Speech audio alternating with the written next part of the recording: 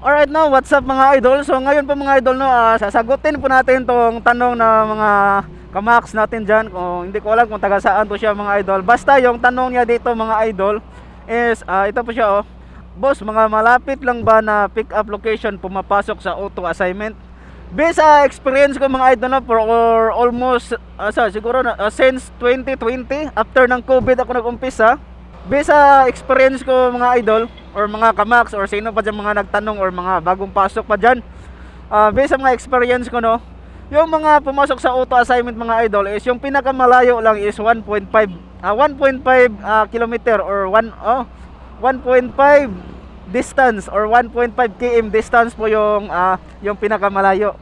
Pero mostly talaga mga idol is nasa 0 point something or basta yung pinakamalayo sa auto assignment is 1.5 km, yun ang pinakamalayo.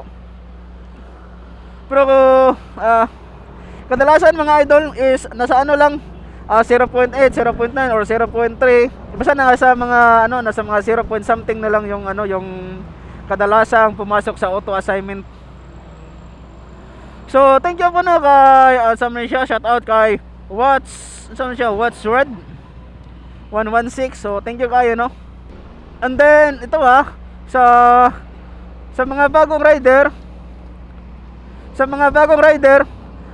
mag-ingat kayo, no, sa mga pumasok sa mga booking or yung mga nagpabayad sa online, yung mga magpabayad yung mga magpabayad sa 7-Eleven.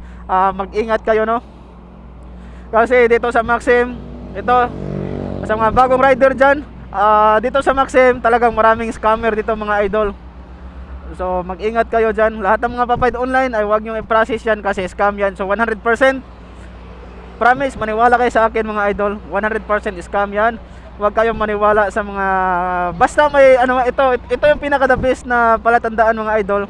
Pag may mga barcode na binigay sa inyo na yan ipa-scan sa 7-Eleven at bayaran nyo ng 2196, yung mga ganon, basta magbigay ng barcode sa inyo mga idol at ipa-scan sa 7-Eleven, huwag nyo i-process yan kasi 100% scam yan. Palagi ko tong inuulit-ulit sa aking vlog mga idol kasi habang tumatagal parami ang mga bagong rider dito sa Maxim, no, at syempre marami pang mga rider na talagang hindi pa nila alam yung mga scam na booking. Kaya ayan, mag-ingat kayo mga idol. So that's all po mga idol, no. O syempre ingat sa biyahe mga idol. Alright, no, daghang salamat. Exit natin to.